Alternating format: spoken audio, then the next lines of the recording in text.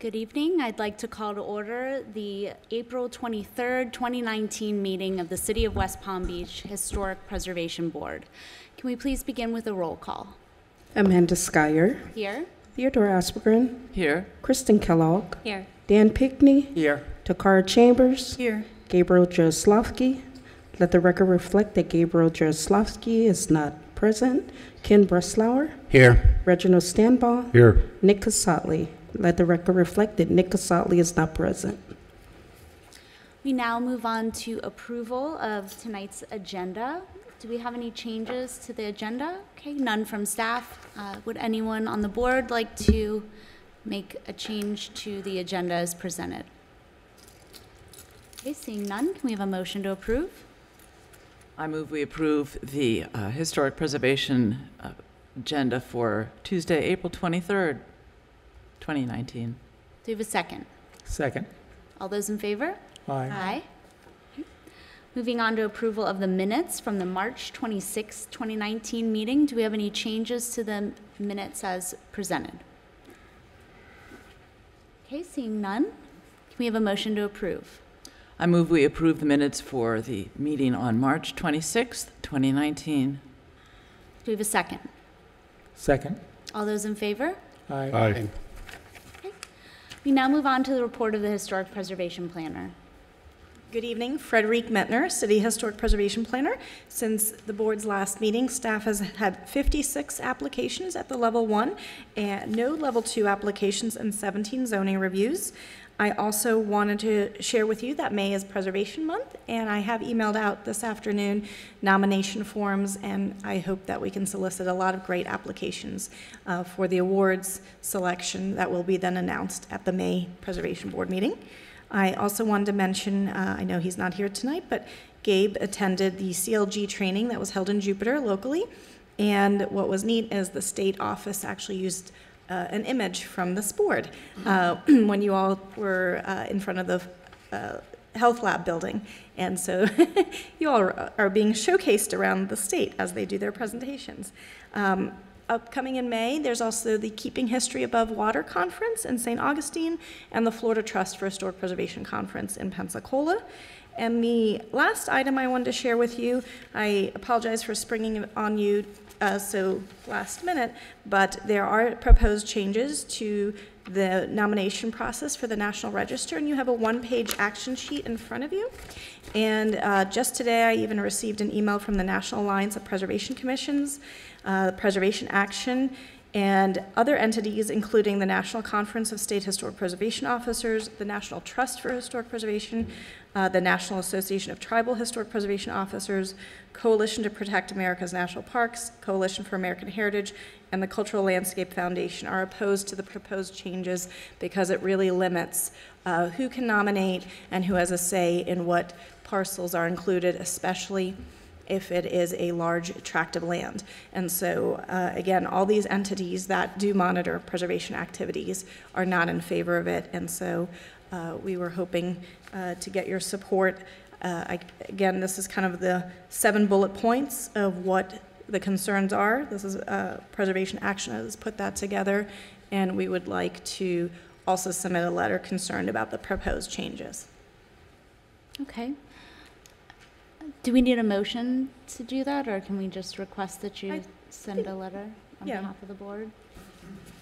Any discussion? Is everybody in agreement before we request the letter? But if you have any concerns, I'll hold off till Monday. So if you want to contact me individually, otherwise we'll also just express our concerns and sign on to those other preservation entities concerned about the changes.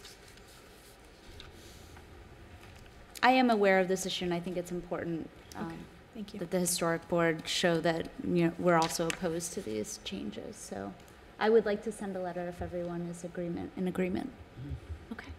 Great. Thank you. Great. Thank you. That's it. Okay, we now move on to remarks by the chairperson. The matters before us are quasi-judicial in nature, which means we make our decisions based on competent, substantial evidence that comes before us. We ask you to please keep that in mind when speaking. For each case, staff will make a presentation, and then the applicant will have an opportunity to also make a presentation. We will then open it up to public comment, and that will be limited to 3 minutes per person. And after public comment, if the applicant would like to make a rebuttal, they'll have time to do so.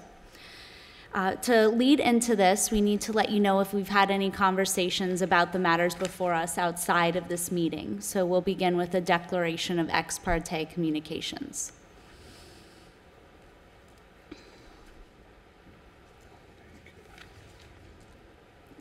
Mr. Stambaugh, if you'd like to start with the... Oh, I'm you're sorry. in a new location. Now you have to start. No ex parte communications. Can you I'm state sorry. your name as well? Reginald Stambaugh, for the record, no ex parte communications. Thank you. Takara Chambers, no ex parte communication. Theodora Aspegren, no ex parte communication. Amanda Skyer, I did speak to Ms. Mittner about the matters before us, but I can make my decision based. Oh, and also I was contacted by Mr. Jansen, but was unable to speak with him prior to the meeting regarding his case, which is case number 19-22. But I can make my decision based on the evidence presented. Kristen Kellogg, I have a conflict of interest for case number 19-21 and case number 19-22, and have filed the appropriate form. Dan Pickney, no ex parte communication. Ken Breslauer, no ex parte communication. Okay, thank you. So we now move on to the public comment portion of our meeting. So this is for anything that is not on tonight's agenda. Is there anyone here that would like to speak on something that's not on the agenda? Yes, sir.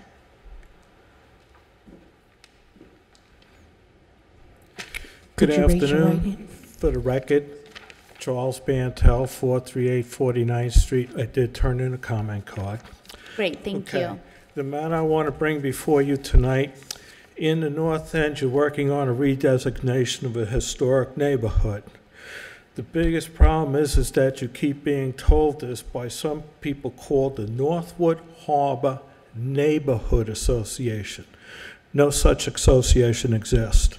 I've actually had them pass down the corporate papers for these people. These are Northwood Harbor Association. It's a small collection of investors that have purported themselves to be a neighborhood association. They have continued to come between your board and the city commission as a neighborhood association. They are not. They have not registered to do business in the city. They have not registered to do business in the city as a nonprofit. They have not registered with the city as a lobbying organization, which would have required them to turn in a financial report to the city. They have not turned in a financial report to the Department of State as required for a corporation. Letting the board know that these people are acting in an unethical method. They do not represent the citizens of my community. They do not take a vote. They do not poll us. I wanted to let the board know about this because you're using their comments to go forward with redesignating my area a historic district. Thank you very much. Thank you. Thank you. And I know you were here at the last meeting regarding a similar matter, not the association, but whether it was part of the city of West Palm Beach, I believe. We were going to look into that. Was that something? I was expecting an email from the gentleman, and I Okay. didn't receive any communications. Okay. Okay. Does he have your email address? I did provide it to him after the last. Okay. So I guess we request that he send this information, or I do have a copy. I think you have a copy as well. That would be fine. Do you still have my contact information, sir? Please send it to me again. What I also gave her was a copy of the newsletter they first sent out, which is how I was finally able to track them. They had previously claimed that they filed and that they were available. It wasn't until they sent out the first newsletter that I was able to track a corporate name and address. They've been lying to everybody all along. It's the way it is. I found the documents. Thank you. Thank you. Sir. Do we have any other members of the public that are here for public comment? Okay, seeing none, we'll move on to the swearing in of our speakers. If you are here regarding a case that is on tonight's agenda, please rise and raise your right hand to be sworn in. Do you solemnly swear or affirm that the testimony you're about to give is the truth, the whole truth, and nothing but the truth? Thank you. You may be seated. Thank you. We'll begin with two continued cases from the meeting last month, and the first is case number 19-11, 313 Croton Way. Good evening, Frederique Mittner. I'll do a quick overview of the request for alterations at this property, since it is a continued case. 313 Croton Way. It is located on the north side of Croton Way, west of South Olive Avenue, in a contributing structure in the Mango Promenade Historic District. The request is to replace 49 original windows and 6 doors, or the majority of those are original, and 6 doors with double-hung low-E vinyl window product with simulated divided lights with the white frame and grid pattern to match the existing. That is what the applicant stated at the last meeting. This is the existing site, and so you can see the 3/1 windows, and they go all around. There's a few new ones on this side, and they are proposing to replace them all with impact and again with a vinyl product. This is the contract and the product approvals that were supplied to staff. Again, on this particular one, it didn't indicate the grid pattern or the color, but the applicant did indicate that at the last meeting. After discussing this last time and the fact that if they applied for replacement of an aluminum product at a permit level, based on the current policy, staff would be approving it, we reconsidered and have spoken to the contractor that they are here this evening with a sample of the vinyl versus the aluminum.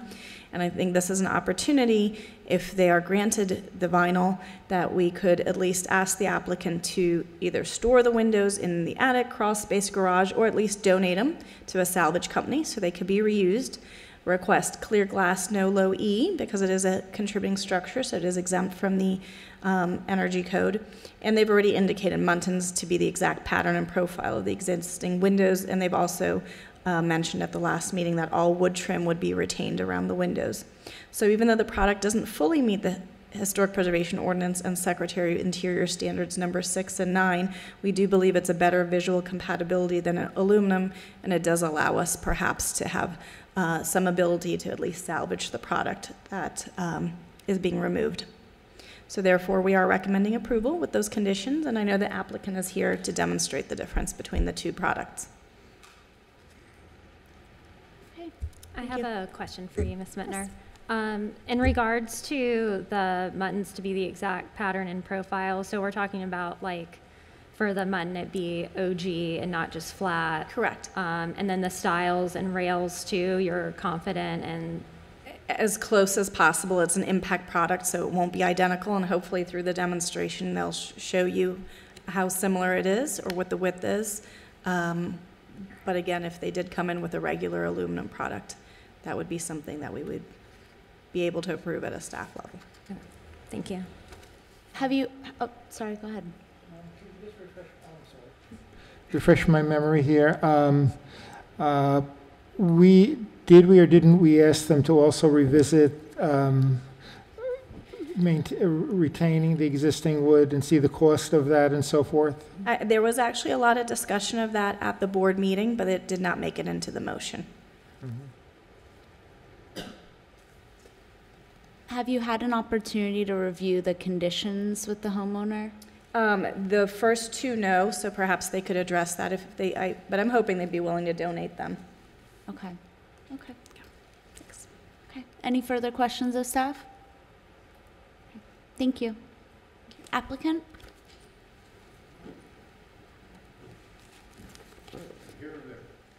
Right there is fine. Hi. My name is Ron Heath. I'm the owner of Mashguard Hurricane Windows, and I've been in the window replacement business for over 37 years. And which is why we certainly appreciate the opportunity to come in front of you.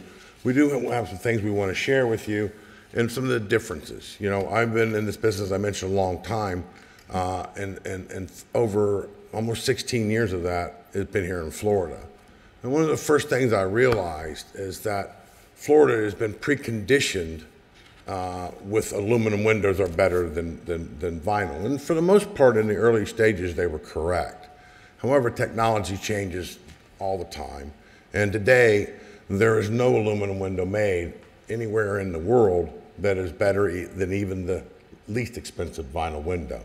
And the manufacturers back that up with their warranty. The top aluminum manufacturers in the state of Florida that also make a vinyl window, like PGT, or Custom Window System, Eastern, to name a few, they give a maximum warranty on the aluminum window of 10 years. Every vinyl window that I've just mentioned comes with a lifetime warranty because the technology is better. Aesthetically, when you look at the window, I'm going to... If you wouldn't mind, gentlemen, if you wouldn't mind lifting them up onto this table so we can see them more easily. I don't want to do that with the aluminum one because it would potentially scratch this surface. Okay. Can you rest it perhaps on the arms of the chair? That's what we've done in the past. Then we can all see it while you're talking about it. If you want to stay at the podium, sorry. Maybe they know what you're talking about and can point as you're talking, or... Well, I think the first thing, aesthetically, when you're looking at the two windows, I mean, granted, they're different sizes, but the concept is the same.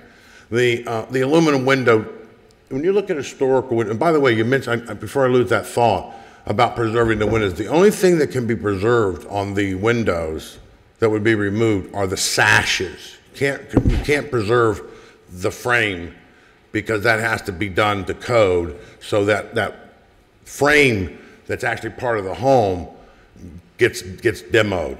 But the sashes, the part that the glass is in, that's what the sash is, that can be restored, that can be saved and done with whatever the homeowner wishes to be done with those.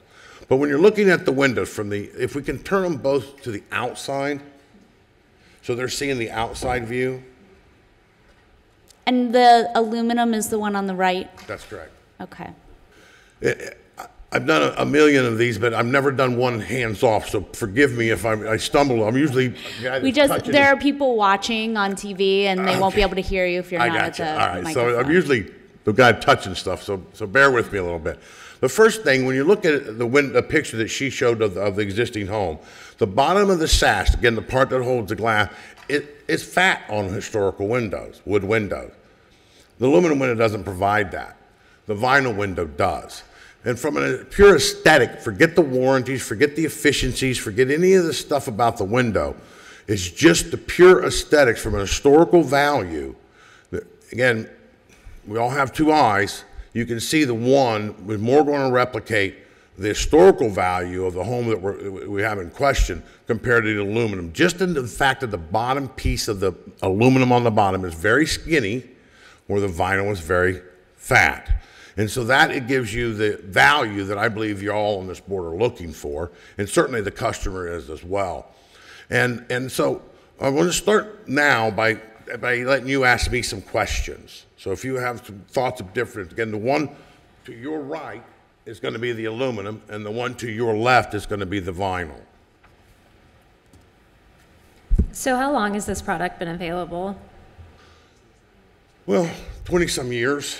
But again, the technology and the aluminum technology has not changed once, other than impact glass since the 70s.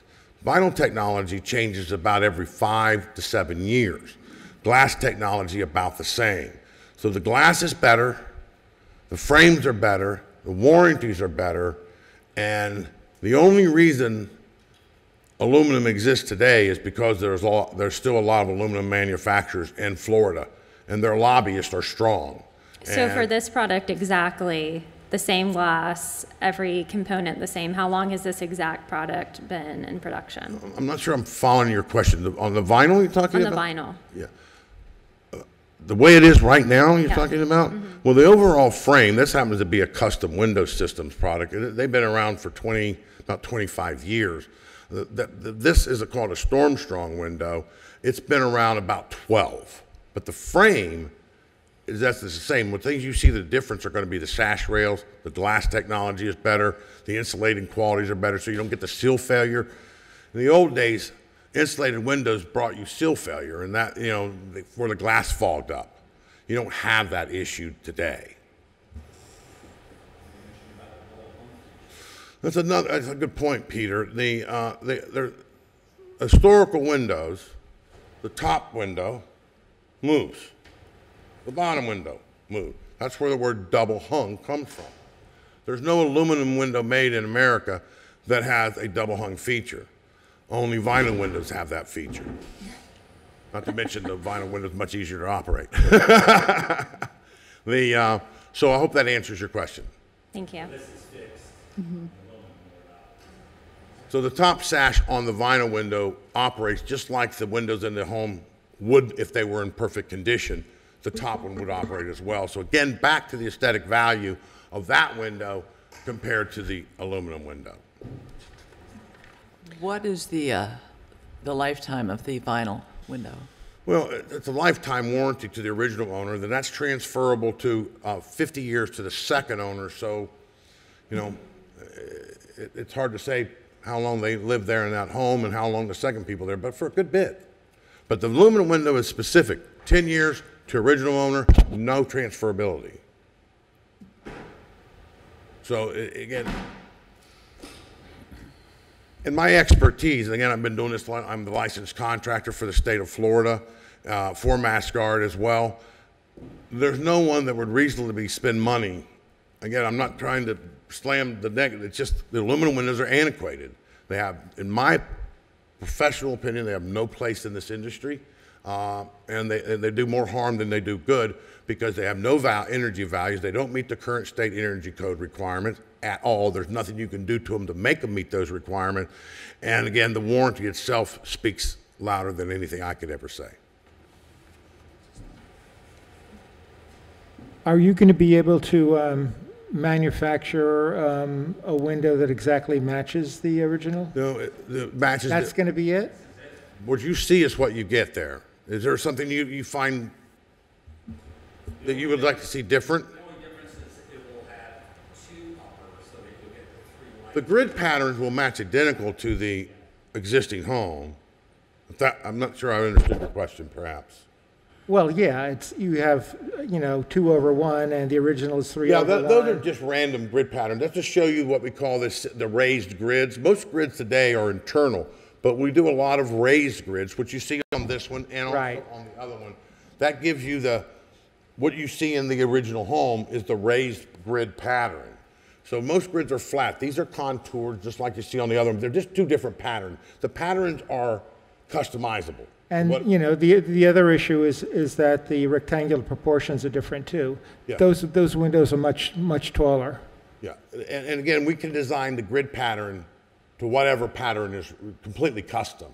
So if in this particular case, we would match the grids, the crisscrosses, to match those exactly. So in other words, where you see the bottom, has two vertical grids, or the top has two vertical grids, the bottom has none. Right. But if you look at the one on the side, do we have a picture of the one on the side by any chance? I think they're all 3/1s. No, I saw some that were more than that. But my point is, all the originals are 3/1s. my point is, we can match that identical.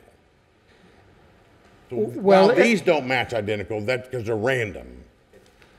That's the question I'm asking you. Is this what's going to go into the customer's house with two divisions in it, or can you manufacture something that exactly matches what's there already? Again, we cannot. We can match the grids exactly, but the window frame is what you see. If I'm following you. Yeah. I believe I am.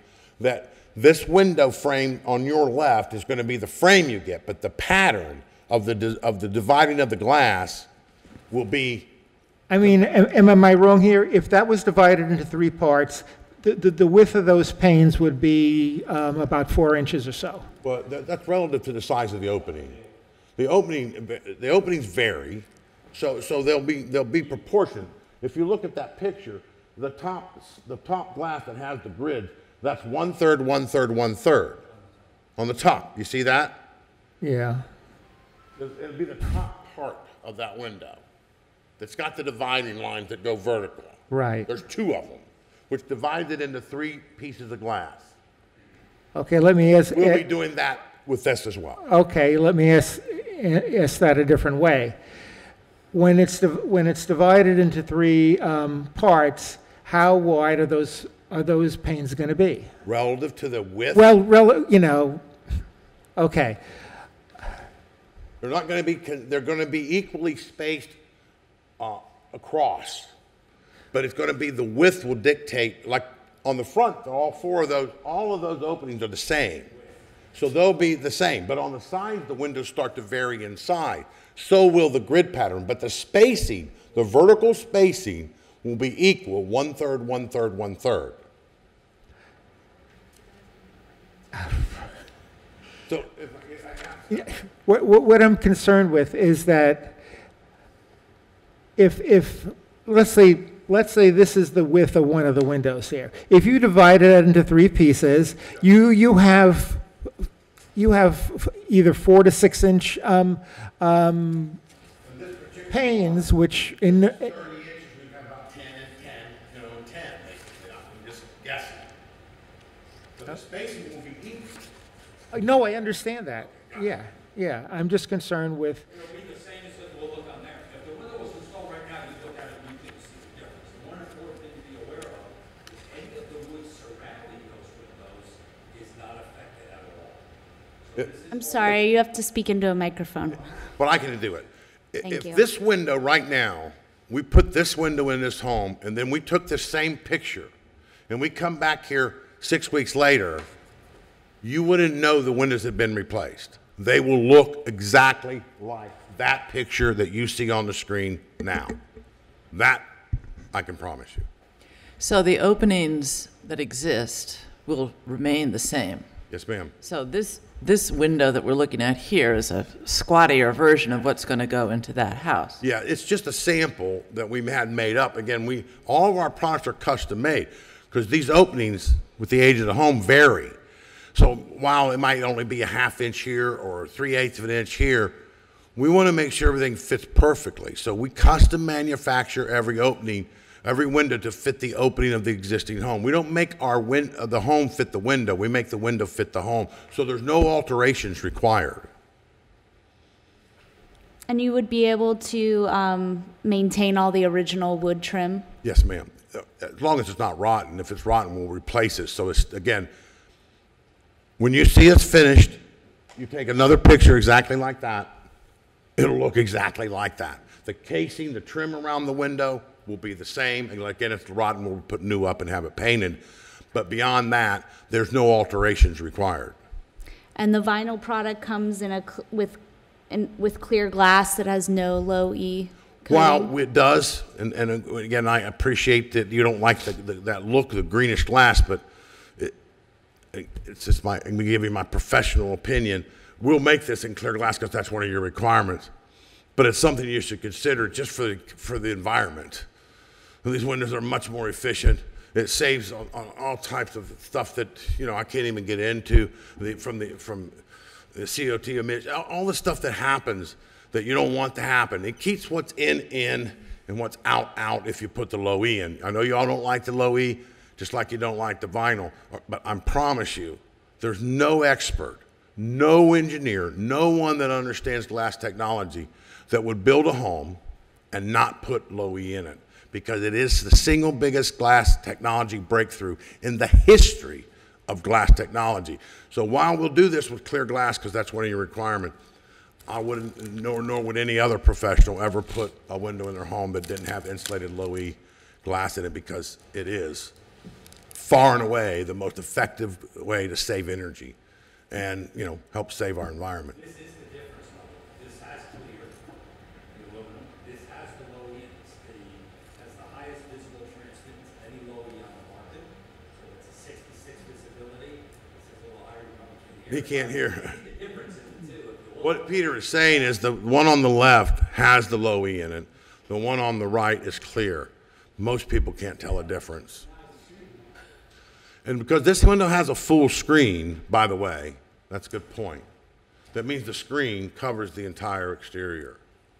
So that's the benefit of having a double hung window, so the glass becomes even less of an issue. But from pure consumer standpoint, and from being an environmentalist myself, I think low E is something you all really should consider being approved on your homes because it's so much better. And again, you're seeing it side by side, clear to low E, and y'all probably can't tell much of a difference, but it is truly the single biggest breakthrough in glass technology, and most historical societies don't want to use it. I did finally get Lake Worth to use it, but it took a lot, and it's been in the home, and they don't, nobody's complained. No neighbors come and said, "Oh my God, you've got low E," because it's not a bad thing; it's a good thing.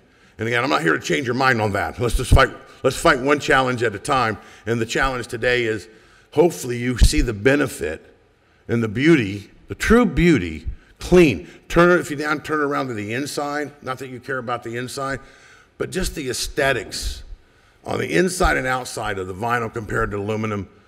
There is just no comparison. The one is rough looking. It's not got no covers on it. It just is not.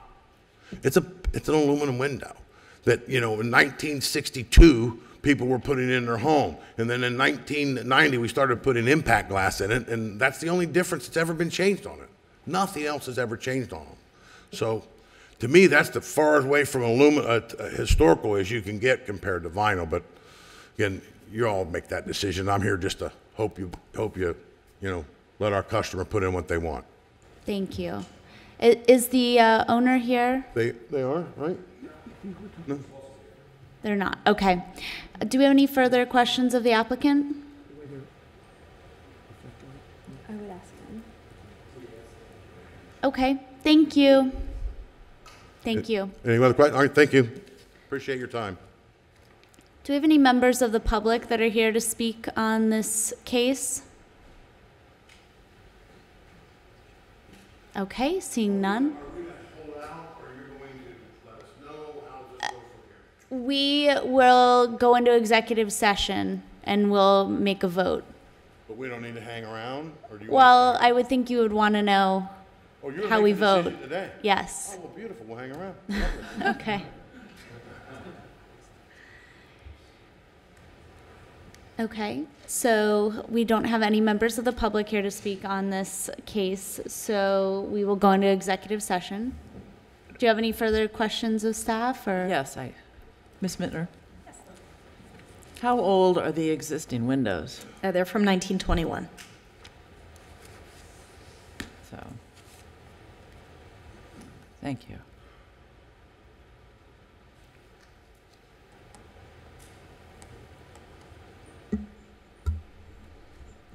Well, I think we're in the same position pretty much that we were in at the last meeting, but it was helpful, I think, to see both the samples.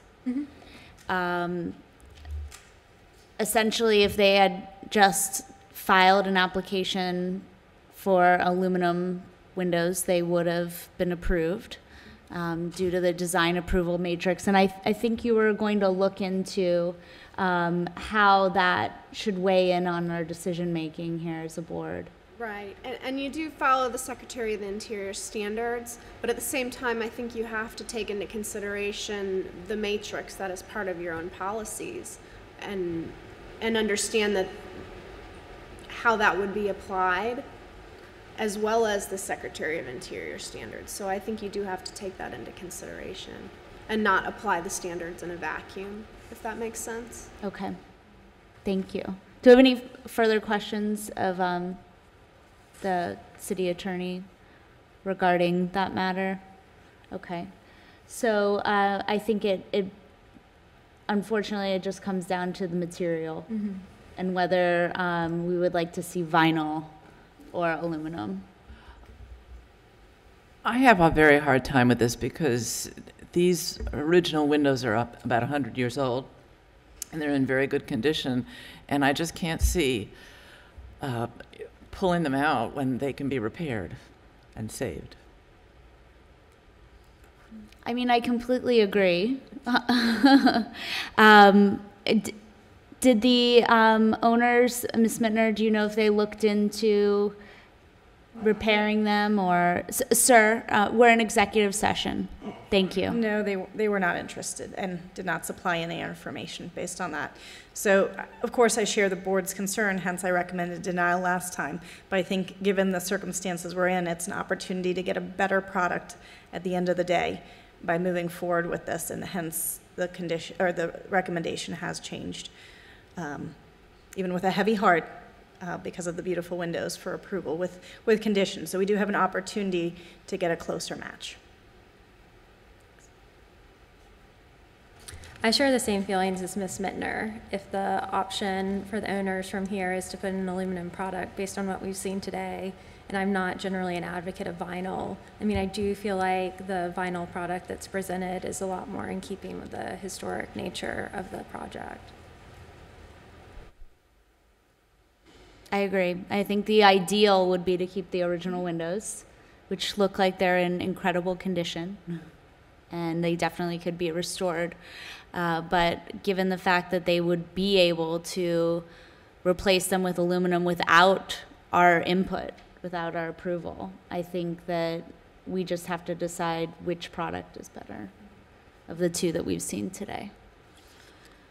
I'd like to commend staff with the conditions in an attempt to maintain the original materials in some capacity, either donating the windows or with the crawl space at the top. So I see what we're trying to do. We're trying to make a compromise in a tough situation.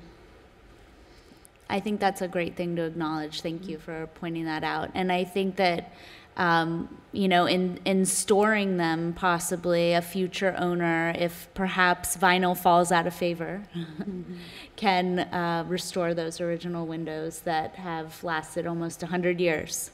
So, do we Can have I any? ask one more question Sure. of staff? Ms. Mittner, I just want to clarify the second condition that we were speaking about before, the clear glass, no low E coating. I know that's not typically Yes, what we correct. mandate, and could you just speak to that a little bit? I think that would, again, provide a better match. We're going with, they're proposing a double hung, which matches the style better, and this would just be more historically accurate and an opportunity to have a condition. Thank you. Any further discussion, or would someone like to make a motion?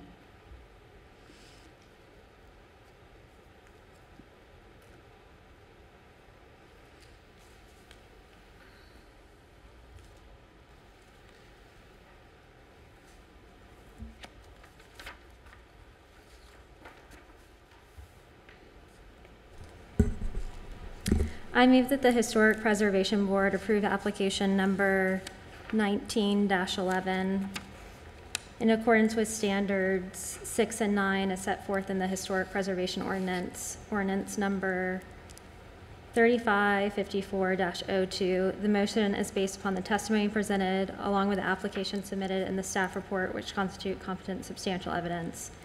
In addition, the approval of this request is made conditional upon the following restrictions, stipulations, and/or safeguards that I move are necessary to ensure compliance with the purpose and intent of the Historic Preservation Ordinance and the historic preservation element of the comprehensive plan of the City of West Palm Beach. The conditions include the following. 1, existing windows to be stored in attic, crawl space, or garage for future reinstallation or donation to salvage company. 2, clear glass, no low E coating. 3, buttons to be the exact pattern and profile of existing windows. And 4, all wood trim is to be retained. Second. All those in favor? Aye. Any opposed? Opposed. Can you please state your reasoning? Again, because it doesn't comply with the standard 6 and 9. And I thought about this a lot, and it just goes against my principles. Okay, thank you. Okay, so motion passes. So we know you'll be in touch with staff to ensure that the custom product matches the original as closely as possible. Thank you all, appreciate your time. Thank you. Moving on to case number 19-10, 738 Canoga Drive.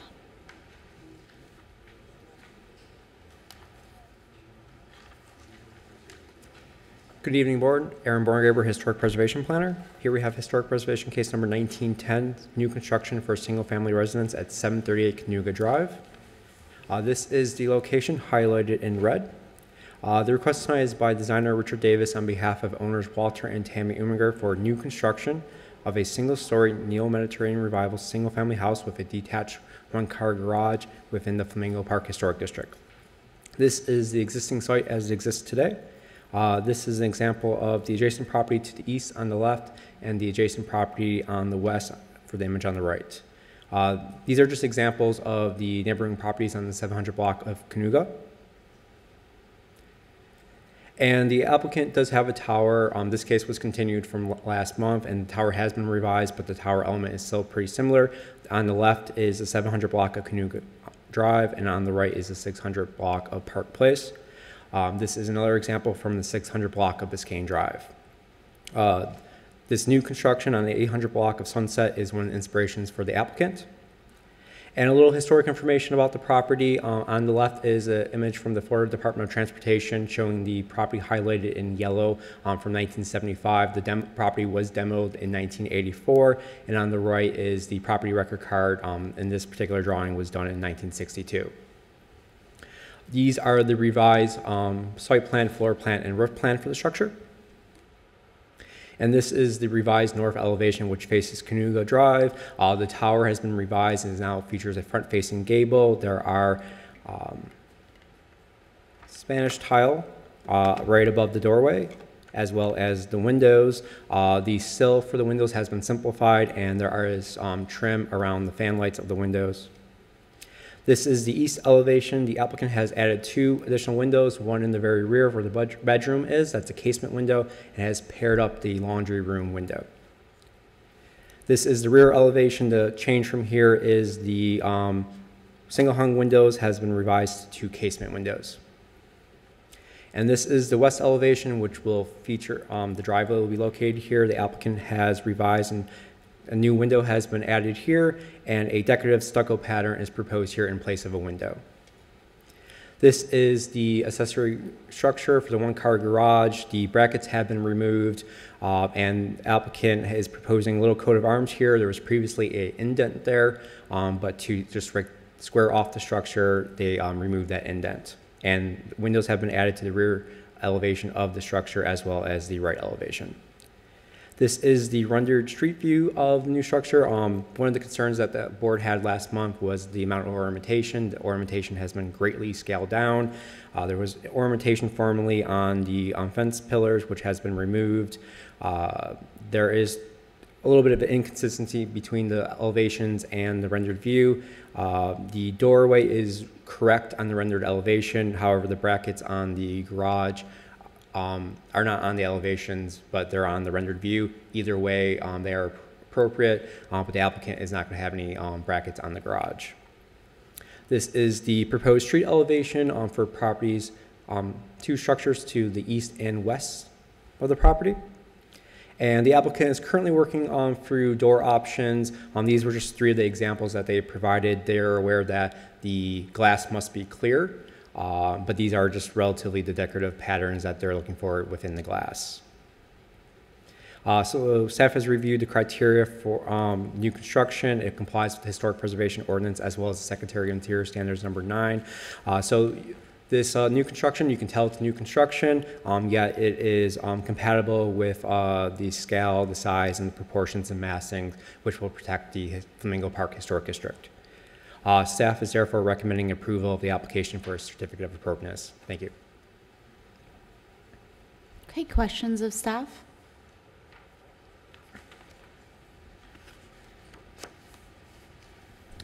So the massing of that central tower element, has the massing itself changed? I know the detailing has, like in the scale and proportion. Yes, so the height has been reduced greatly, and I can actually show you what it previously looked like.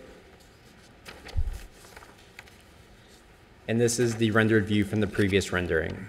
So the ornamentation has been greatly scaled down, but also the height of it as well. And are there any other properties in the neighborhood that have a large archway into covered entry? For the most part, based on my observation, not really, but this is also new construction, and this will be an easy way of telling it's new construction. Overall, I'm considering it a neo-Mediterranean revival structure, so it still has that Mediterranean revival roots, but is contemporary of sorts in nature. Thank you. Welcome. And are you satisfied with the number of openings? I would prefer to have more, but I understand that the applicant has lots of artwork in the interior, so they need that wall space. I believe the additional openings as well as the decorative stucco pattern in the rear are sufficient. Not preferred, but are sufficient. Okay. So this doesn't meet standards, but we're recommending approval because of the applicant's ability to work with staff to reduce the massing and ornamentation? My apologies, it does comply if I misspoke. Okay. So it was brought into compliance with these changes from the application that we reviewed last month? Correct. If you're reading the staff report, some of the recommendation language has changed to reflect the previously proposed and proposed because it was previously a denial. Now the recommendation is for approval. And what about the side lights on the entry door? Is that traditionally a feature of like a colonial revival style? Is there a Mediterranean, I can't think of one offhand. If I could defer to Frederic for that. Yes. We couldn't find any examples either. It is more of a colonial revival style, but they wanted some more light, and they previously had a double door, so we thought this was a better execution Okay. than a double door. So which front door is correct? The one on our elevations or the one in this rendered view? The one on the rendered view. Okay. Thank you. Okay. And do you feel that we should make that a condition if we make a motion for approval, that they execute the design as shown in the rendering rather than the plans, or do you feel confident that it will be done? I feel confident that that doesn't need to occur, but if the board would feel that as the preferred option, that could be a condition. Okay. Any further questions of staff?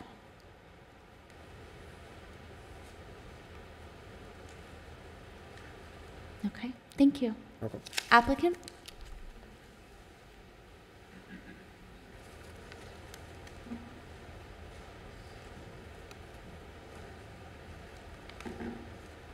We're so happy to be here today. Do you mind adjusting the microphone?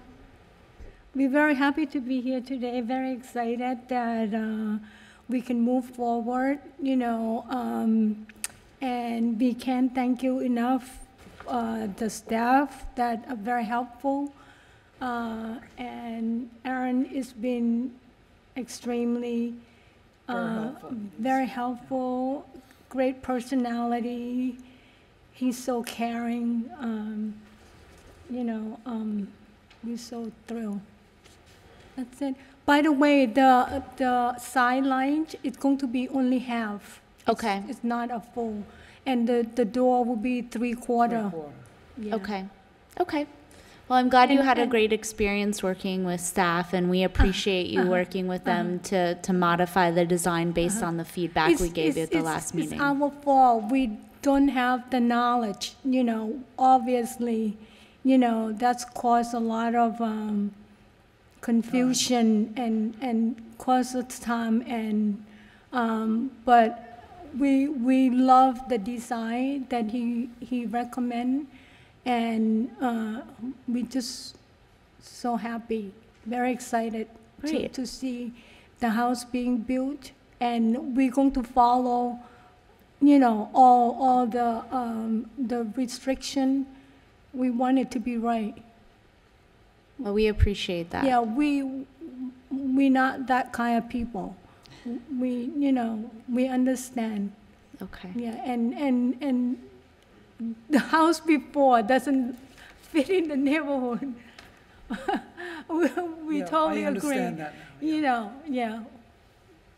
We can see, you know. Well, clearly you're drawn to the neighborhood itself, and you appreciate what's there. So Yeah, yeah. I'm glad that we were able to work together to find something that everyone's happy with. Yeah.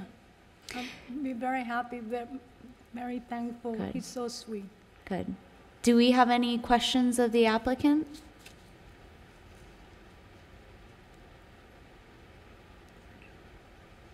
Okay, thank you. You're welcome. Do you have any members of the public that are here to speak on this case? Okay, seeing none, we'll enter into executive session. Well, I always like to hear that the applicant had a positive experience working with staff. We rarely hear otherwise. I don't think I've ever heard otherwise. So, great job.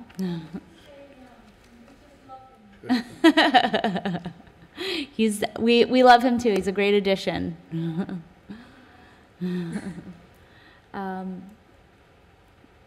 I think it's much improved, and I think they really listened to what we had to say. I think it would be nice to have more window openings, but I think that they did state that they have quite a bit of artwork. I feel the same way. There's things about the design that I still have a little bit of an issue with, but every single thing that we mentioned, they've addressed. And I mean, I do feel like they've substantially altered the design in light of our comments from last time.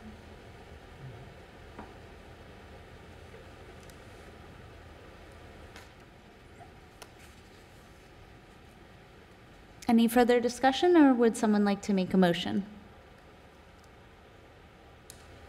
I move that the Historic Preservation Board approve application number 1910 for new construction in accordance with Standard 9 as set forth in Section 9449 of the city's zoning and land development regulations.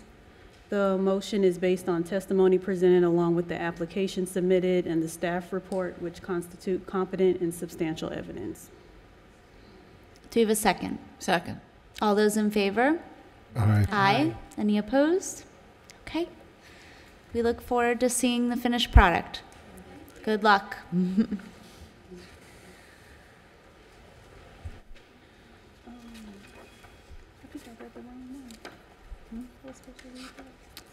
Moving on to case number 19-20, 428 49th Street. Frederic Mittner presenting this case for alterations of the roofing material at 528 49th Street. The subject property is on the south side of 49th Street, just east of Broadway in the Northwood Harbor Historic District. The request is to replace the existing roll tile roof with dimensional asphalt shingles. And what the roof that is on there currently is actually not the original roof. Here's a green card from 1962 that demonstrates that it had a concrete tile. It's hard to read, but the roofing material was called out, as well as other building materials on these property cards, and it was a flat white concrete tile, which would have been appropriate and traditional for this non-contributing mid-century modern construction. And so again, this is the image of the existing structure, and the request is for asphalt shingles. They initially proposed the shake wood or the brown, and we are recommending approval, which is rare and why it's not on the consent agenda, to allow a shingle instead of a tile. But again, it is a non-contributing structure, and it is not the original tile that is on there. However, we have added a condition that the new shingles be either gray or white to reflect the color that the original tile would have been. And we have the property owner as well as the applicant here. Have you had an opportunity to review this condition with the property owner? Yes, and they are amenable to the color change, yes. Great. Questions of staff? Okay, thank you. Thank you. Applicant?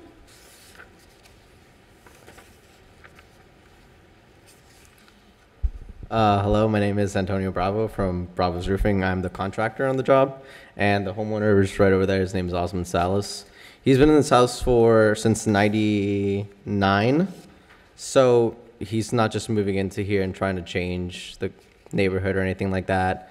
A lot of the neighboring houses already have shingle, and they are all white or gray, and I believe that is because of the previous color. And I spoke to the homeowner, and he's okay with either using white or a gray shingle. So if there's any other requests that you guys would like to make, we're amenable to those. I'm not used to doing these meetings, so I'm not sure how it goes. Any questions? You're doing great. Thanks. Do we have any questions? For me or the homeowner, I mean. No, we appreciate you agreeing to the condition that staff has proposed. So thank you, thank you. Any questions? Okay, thank you. Thank you, guys. Do we have any members of the public here to speak on this case? Okay, seeing none, we'll move into executive session. It's pretty straightforward. Would someone like to make a motion? I move that the Historic Preservation Board approve application number 19-20 for alterations in accordance with the standards as set forth in section 94-49 of the city's zoning and land development regulations. The motion is based on the testimony presented along with the application submitted and the staff report, which constitute competent substantial evidence. In addition, the approval of this request is made conditional upon the following restrictions, stipulations, and/or safeguards that I move are necessary to ensure compliance with the purpose and intent of the Historic Preservation Ordinance, the historic preservation element of the comprehensive plan of the City of West Palm Beach, and the Secretary of Interior standards for rehabilitation, specifically standards 6 and 9, which state, deteriorated historic features shall be repaired rather than replaced. When the severity of deterioration requires replacement of a distinctive feature, the new feature shall match the old in design, color, texture, and other visual qualities, and wherever possible, materials. Section 9 states, Standard 9 states, new additions, exterior alterations, or related new construction will not destroy historic materials, features, and spatial relationships that characterize the property. The new work will be differentiated from the old and will be compatible with the historic materials, features, size, scale, and proportion and massing to protect the integrity of the property and its environment. The condition is that the asphalt shingles used will be either white or gray. Do we have a second? Second. All those in favor? Aye. Aye. Any opposed? Okay, motion carries. Thank you. Moving on to case number 19-21, 205 Pilgrim Road.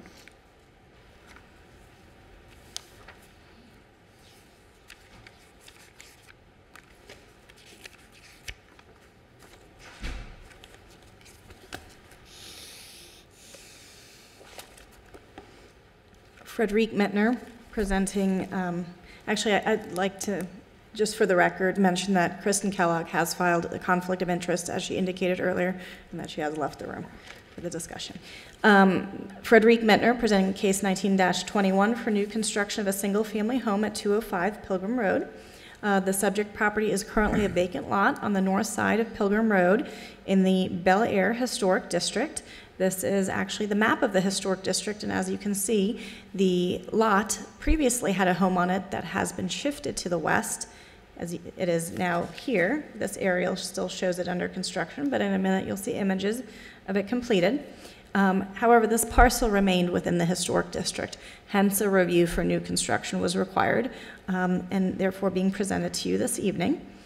The history of the home that was there and shifted over, it was the William Olhaber House, and he named the Bel Air Historic District, or Bel Air neighborhood, which is now what the historic district is named after, in honor of him. And he did design 5 homes in that historic district. And this was the home before relocation and rehabilitation. And by moving it, it left this vacant site. So right now you see vegetation from that dead-end street, but inside is a lush lawn. And then immediately to the west is the rehabbed home that was moved over. The yellow house is across the street, just to give you some context. And what is being proposed is a new 2-story vernacular style home. As you can see below, it fits in with the character of the neighborhood in terms of having a front-facing gable roof and also its roof height.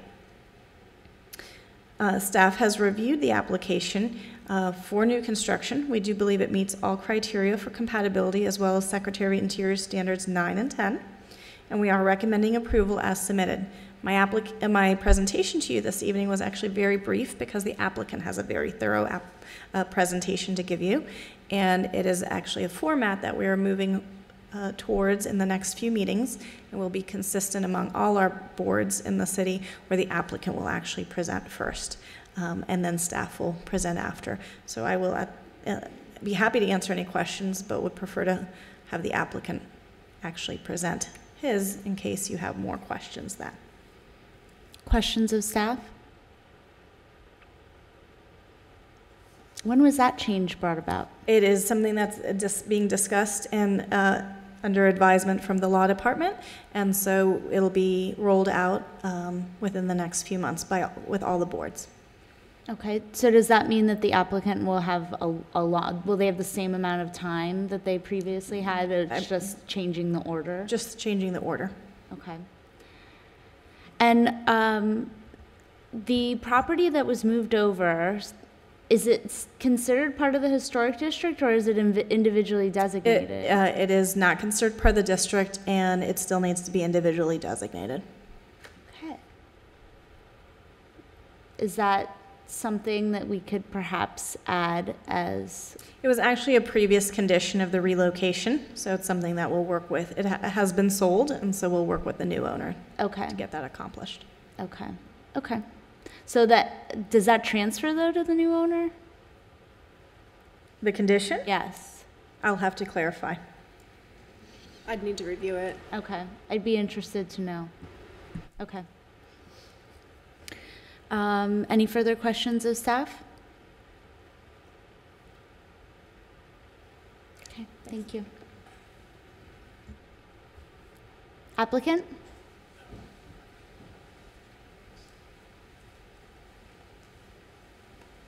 Hey, good evening. I'm Roger Jansen, Daily Jansen Architects. Just 2 quick words, and I'll have Patrick Mayfield, the project manager, run through all the details. But number one, Mark Marcello, the owner, might want to say a quick word. We just want to say we're very grateful to have been selected by Mark for this project. I think you'll find that he has been very instrumental to both our ability to create a great project, as well as, I think, offering back to the city his desire to salvage some of these architectural gems, as well as create really new, nice architecture. So I will keep my introduction short, and Mark would like to say a couple of words. Thank you. Thank you.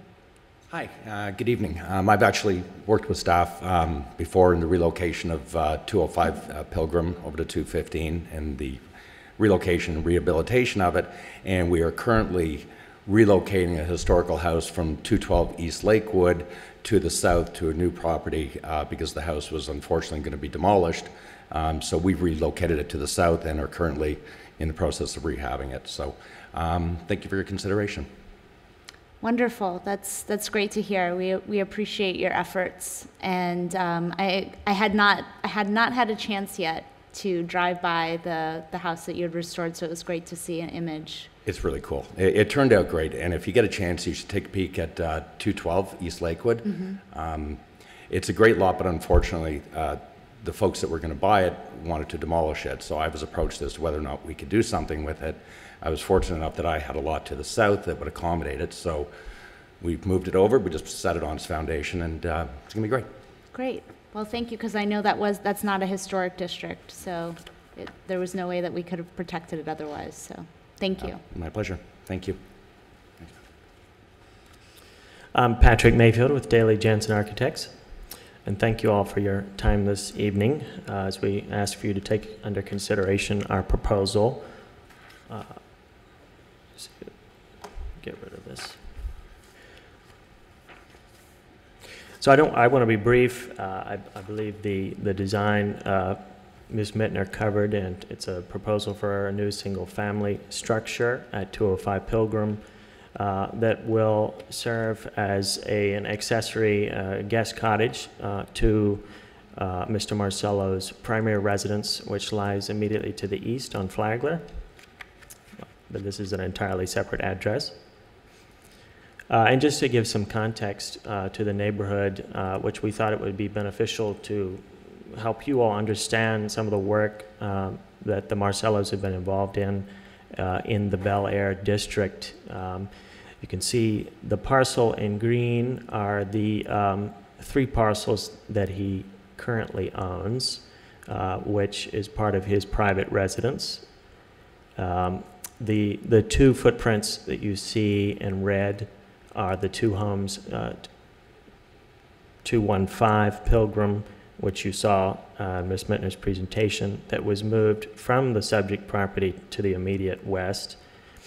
And then just to the north on Puritan, the property at 212 East Lakewood that has been moved to this location at Puritan Road. And he has plans to subdivide this portion of 201 Puritan, which he owns all of currently, and sell off these 2 vacant lots, and with their own structures. So we wanted to give you that sort of overview of what he's been doing, because it's been the culmination of a great effort of work to be able to establish his residence here, which he's planning on rebuilding this summer, his primary residence at 5009 South Flagler. Also, another component of the preservation, which we wanted to highlight, was the protection of these banyans on 201, these incredible banyan specimens, which the city had asked at one point that we try to preserve. So we'll actually be relocating a part of the banyan onto the 205 property that is going to be bisected by the extension of the right-of-way on Puritan. So just, again, for some context, you can see 215 that has been moved and restored. You see 201, the banyans, which will be preserved in perpetuity, and 212 East Lakewood that's been relocated to Puritan, all in the immediate vicinity. You can see our analysis of the streetscape here, and echoing Ms. Mittner's comments as to the scale of our proposal, matching what is existing in terms of the street frontage. This will be the location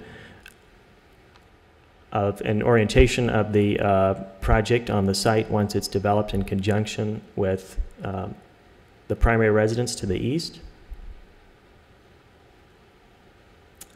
And here's our site photos. And I guess I'll just open it up to questions. If you have any specific questions about the architecture or the plan. Do we have any questions of the applicant? No questions. Okay. I think when we approved the relocation of the property, this is for staff, that it just came up with the relocation of that banyan tree. Was there some condition of, or did we try to put a condition and that didn't go forward? Something about the trees. There was certainly discussion about it, but the trees were never on this lot. Okay. They're always on the north, so there was no. Okay. I mean, I believe the applicant presented at that time that he will preserve the trees, but it was not part of that lot. Okay, Ever. well, I'm glad to see that it's being relocated. Okay, thank you. And then there's elevations of the plans too. Yes, I'll cycle through those.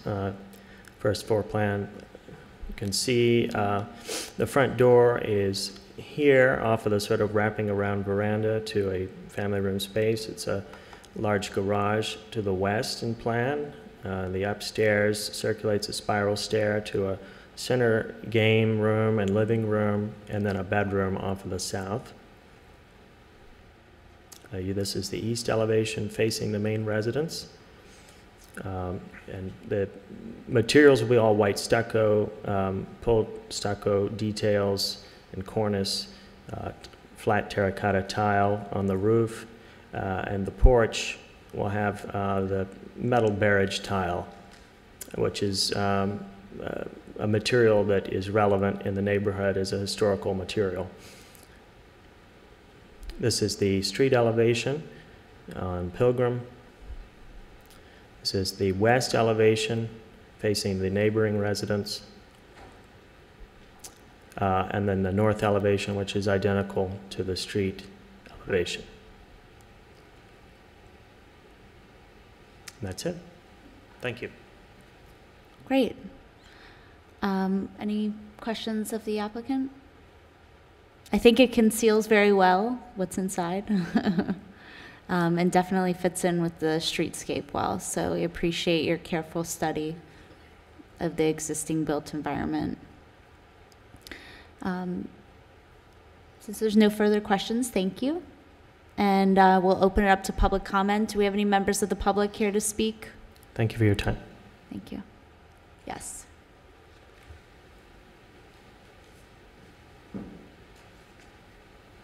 Hello, I'm William Sned. I live at 227 Puritan Road, and I just wanted to come and speak on the behalf of what he's done for Puritan Road, even though we're not historic. To end up with 212 Lakewood on our street was a huge benefit. For him to save the Banyans, I believe, was a huge benefit. And my mother actually grew up at 213 like East Lakewood, so her old house across the street from her now ends up next to me. So we're happy for what they've done, and we're here to support it. So, great. Thank you. Thank you. And if you could complete a comment card before you leave. Thank you very much. Do we have any other members of the public that would like to speak on this case? Okay, seeing none, we'll move into executive session. So I definitely think that collectively, everything that Mr. Marcello has done has really improved the neighborhood and one of our historic districts and an area outside of the district. So thank you. We appreciate that. And I think that this design fits in well. Mm-hmm. I think it's like a contrast to the other case we had where the massing and the scale for the new construction was out of proportion, and this one seems to just fit right in, so I have no issues. Yes, I agree. Would someone like to make a motion?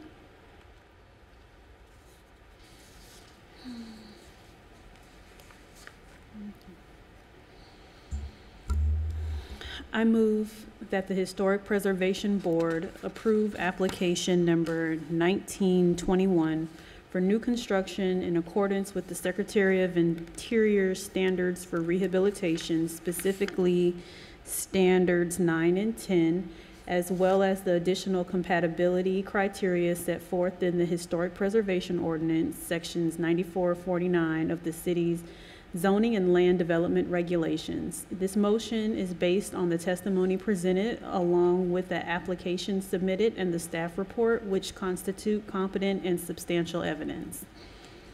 Do you have a second? Second. All those in favor? Aye. Aye. Any opposed? Okay. Project approved. Thank you.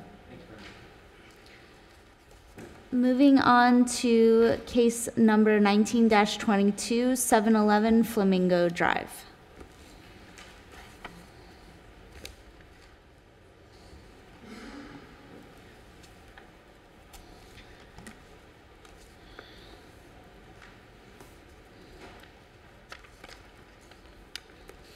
Frederic Mintner presenting this variance request for a front setback, as the chair stated, at 711 Flamingo Drive.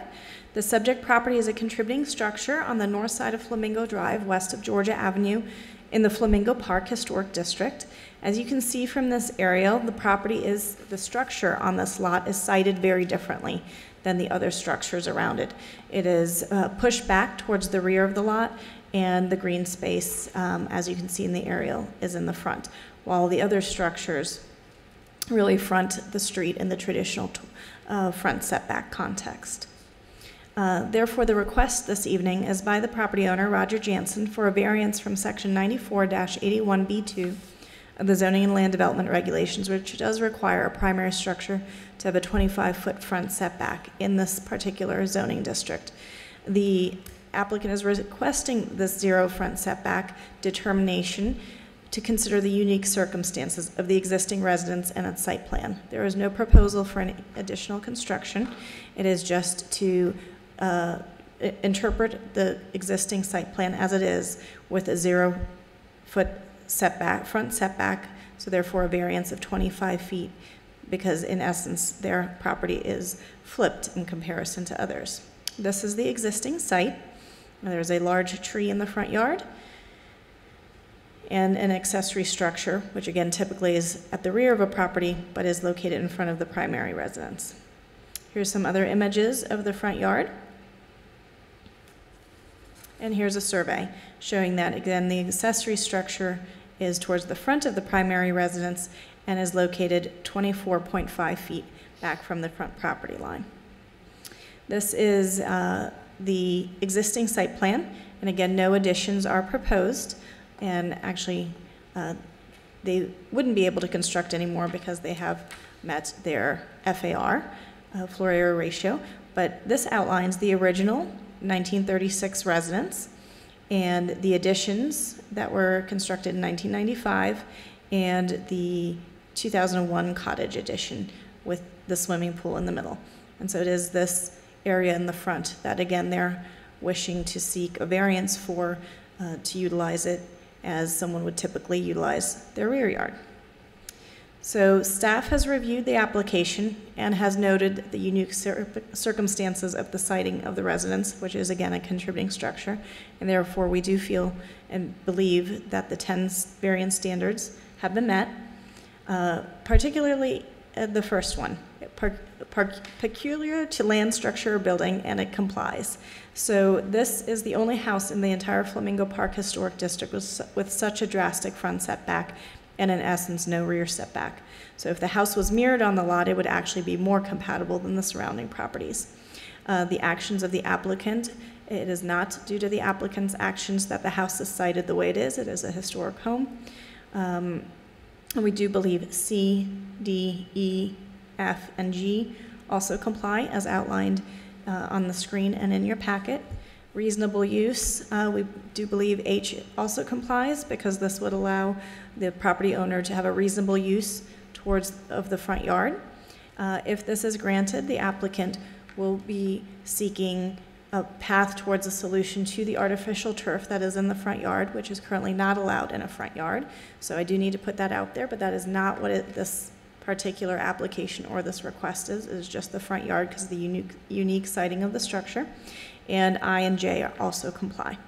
So having taken a look at the variance standards, as well as our historic preservation ordinance and the Secretary of Interior standards, even though no project is specifically proposed, we do feel the historic structure, its contributing nature, the additions that have been constructed over time, and the general character of the property meet the intent of the historic preservation ordinance and Secretary of Interior standards, as well as the variance standards that were cited. The only condition we're proposing is that no new structure shall be built within the front setback line.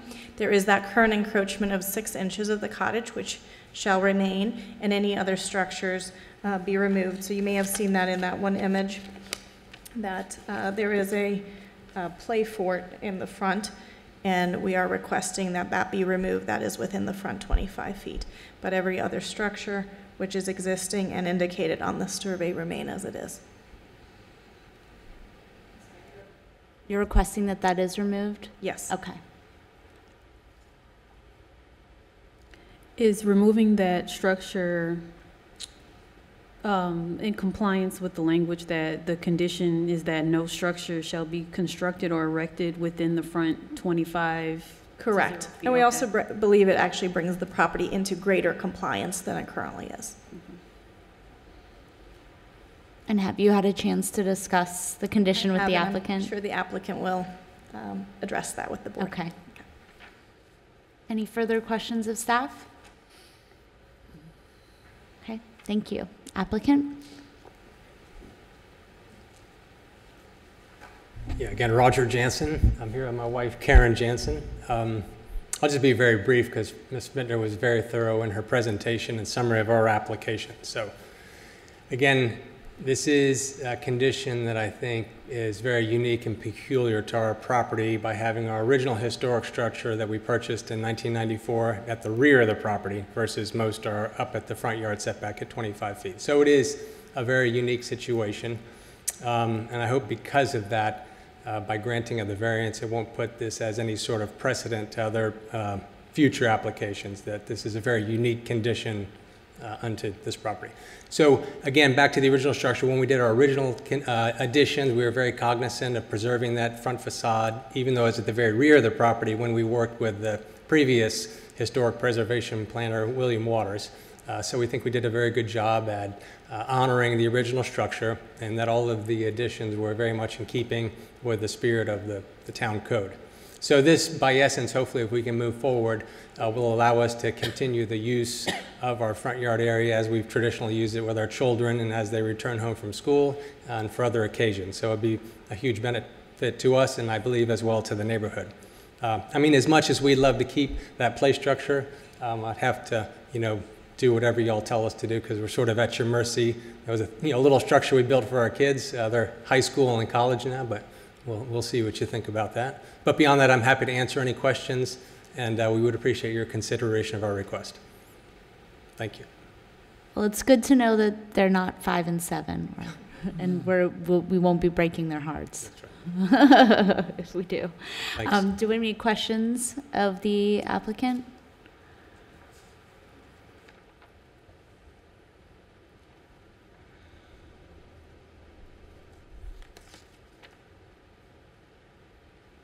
Okay, thank you. Thank you. Do you have any members of the public that are here to speak on this item?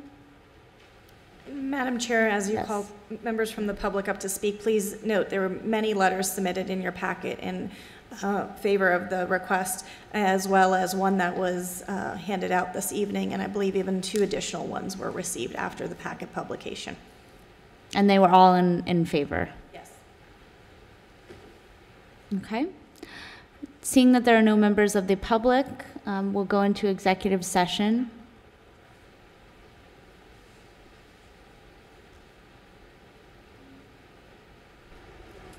I would just note that there are these 10 standards which are part of the staff's report, and if you are to grant the variance, you do need to find that each one of these standards is met.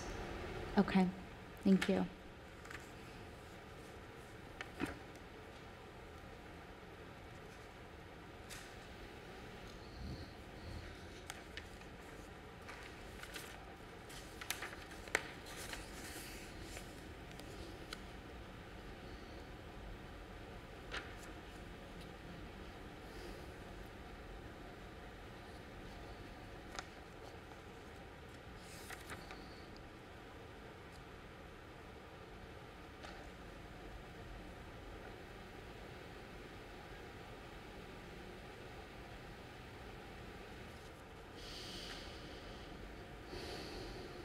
I've read all 10 standards, and I believe that the property complies, that the request complies with the standards.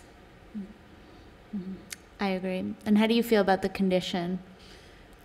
Being the mother of a 4-year-old and a 7-year-old, it is a beautiful little playhouse, but it sounds like the applicant has agreed to remove it per the request, and as a condition of the variance, I'm in agreement with staff. I defer to their expertise.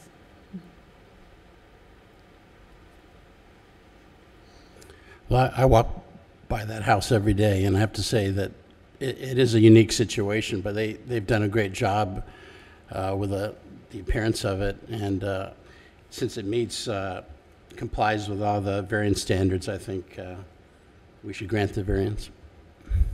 And how do you feel about the condition? I think we should add that condition, yeah. Okay. Any further discussion, or would someone like to make a motion? And so I believe the wording is in your packet for the variance. Do we have wording for the structure, or do you mind bringing that slide back up for the play structure?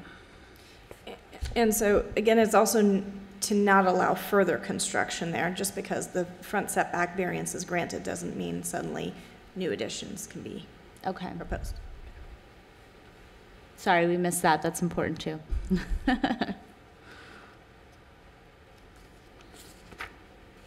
I move that the Historic Preservation Board grant application 19-22, a request by Roger Jansen for a variance from section 94-81B2 of the Zoning and Land Development Regulations, which requires a 25-foot setback in the historic single-family high-density residential zoning district at 711 Flamingo Drive.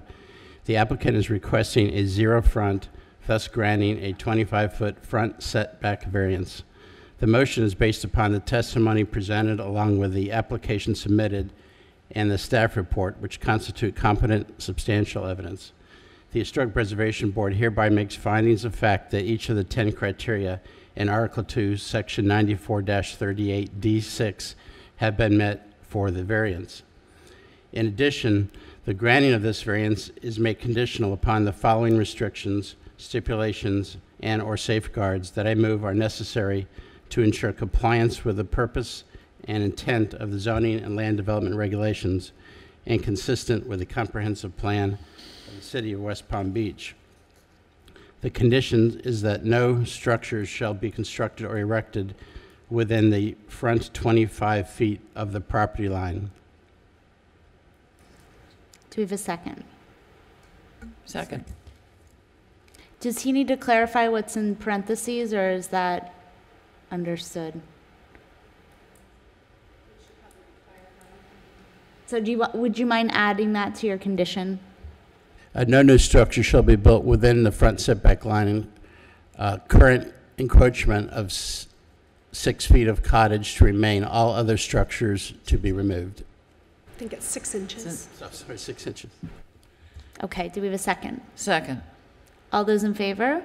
Aye. Any opposed? Okay, motion carries. Thank you. Moving on to case number 19-23, 952 30th Street.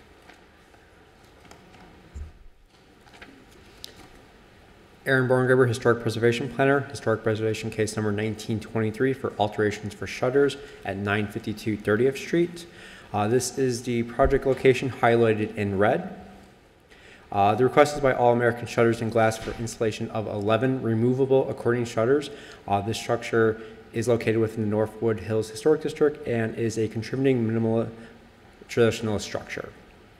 This is the existing site. On the left, you see the north elevation, and on the right is the west elevation. These two images are of the south elevation, and these two are of the east elevation, and each window actually has a number, which is where one of the accordion shutters are proposed to go. So on the left is the adjacent property immediately to the east of the structure, and on the right is the adjacent property immediately to the west. And this is the proposed site plan that was supplied by the contractor. North is this here, way down here, and that's 30th Street, and because they are removable, there is a designated storage area that is in the rear of the structure. This is the product information. On the left is just the manufacturer, their address, as well as their product name and description, and on the right is a typical accordion shutter elevation. During my site visit out to take photos, I actually found that the shutters were already installed.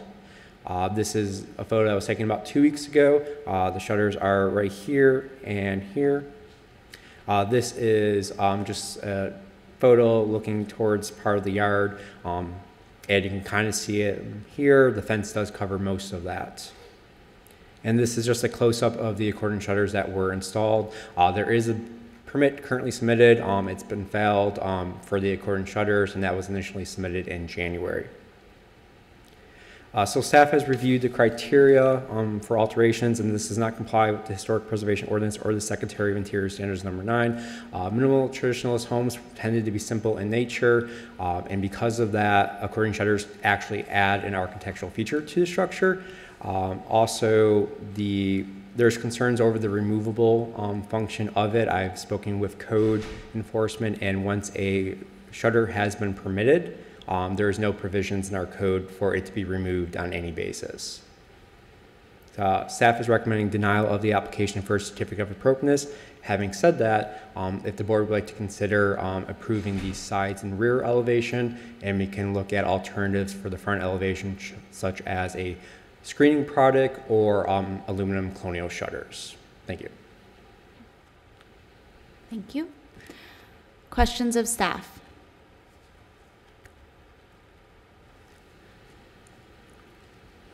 Has this been referred to code compliance? Yes. I haven't heard back from them yet, but they are aware of the situation. Is that artificial turf? That looks like a carpet, but it is artificial turf.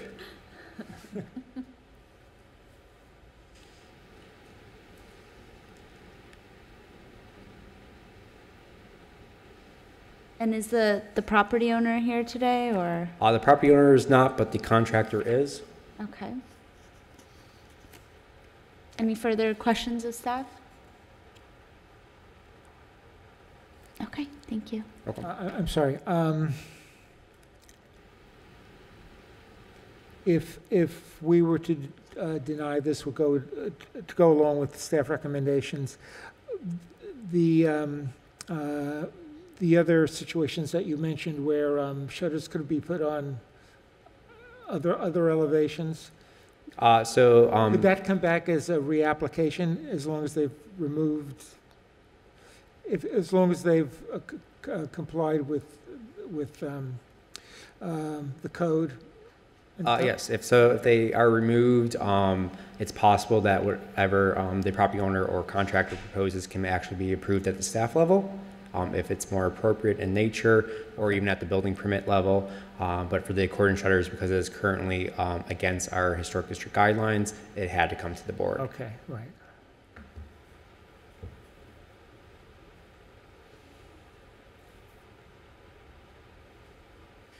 If we deny the application, will the homeowner need to have these removed then?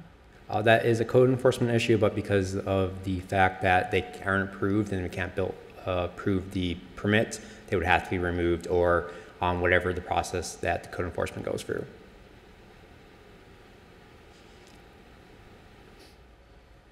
The property owner could also technically appeal your decision as well.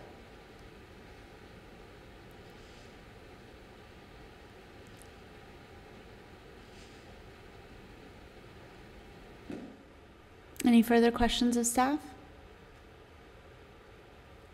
Okay, thank you. Applicant?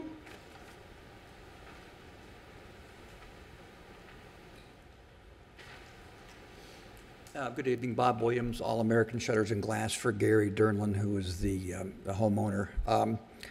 That was a surprise today when you showed the pictures of the accordion shutters, because I did not realize they were on the house already.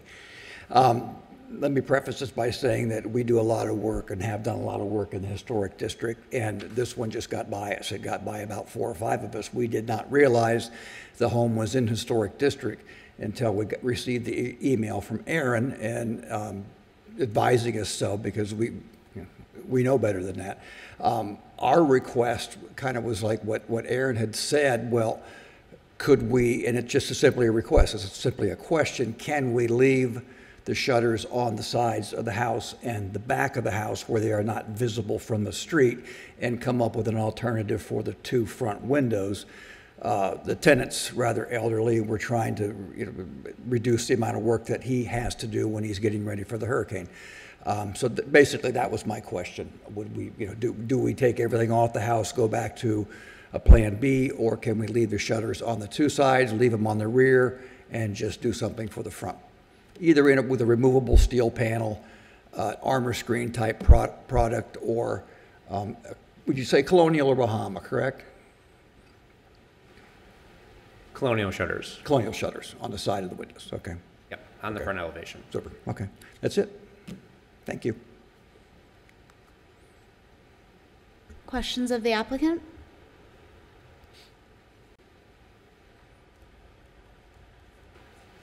Okay, thank you. I don't think we have any members of the public, so we'll go into executive session. These are always tough when the work has already been done.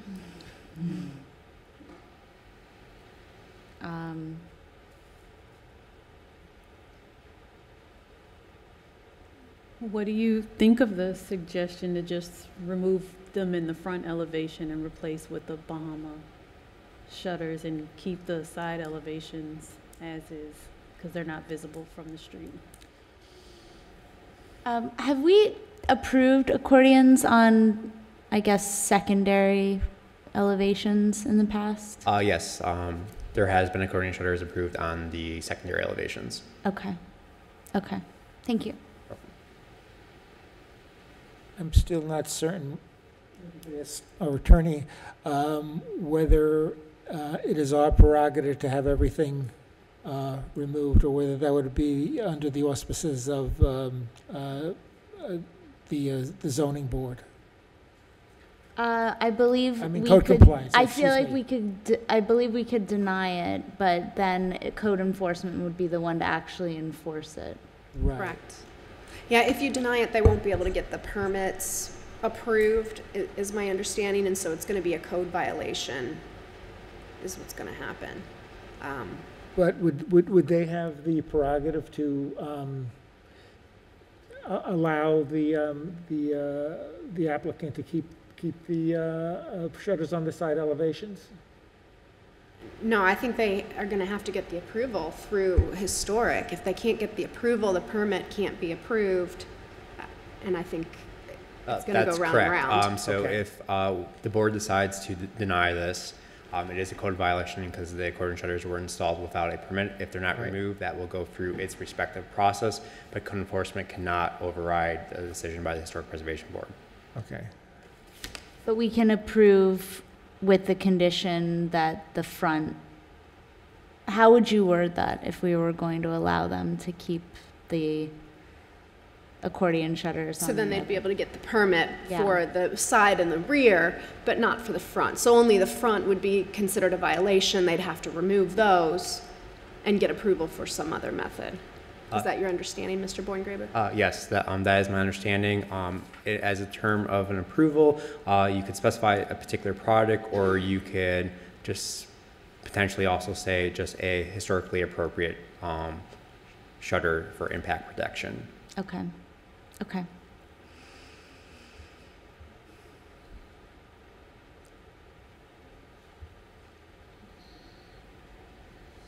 I'm in favor of the modified proposal to just keep the rear and side as they are, and, and then have the front be changed, because the way that the house is sided, you can't really see them on the sides. I mean, I'm sympathetic to the owner too. It wasn't malintentioned, it was just an oversight. And I think in doing that, we're preserving the historic character of the property from the street. I agree. Any further discussion, or would someone like to make a motion?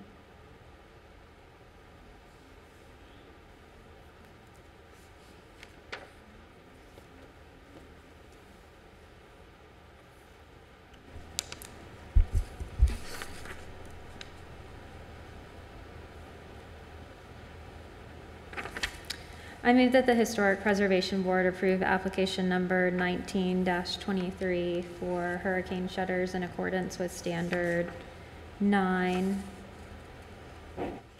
as set forth in the Historic Preservation Ordinance, ordinance number 3554-02, The motion is based on the testimony presented, along with the application submitted in the staff report, which constitutes competent substantial evidence.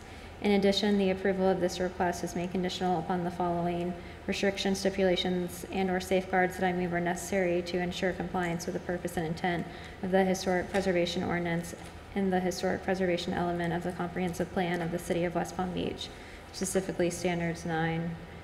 The conditions include the following: that the hurricane shutter, accordion shutters will remain only on the side and rear, and they will need to be removed from the front elevation. And instead, on the front elevation, they can have historically accurate shutters, hurricane shutters, or they can do the armor screen to protect the property. Do we have a second? Second. All those in favor? Aye. Any opposed? Okay, motion approved.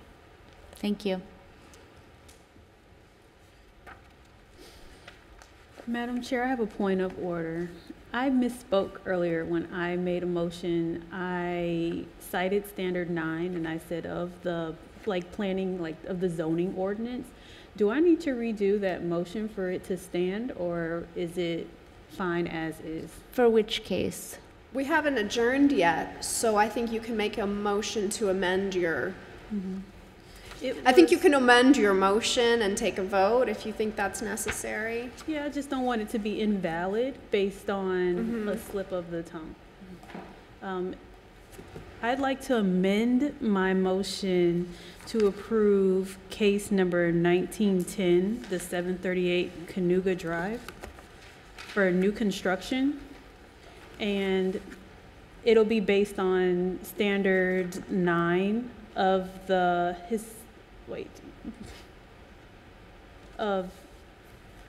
standards 9 of the Secretary of Interior standards for rehabilitation.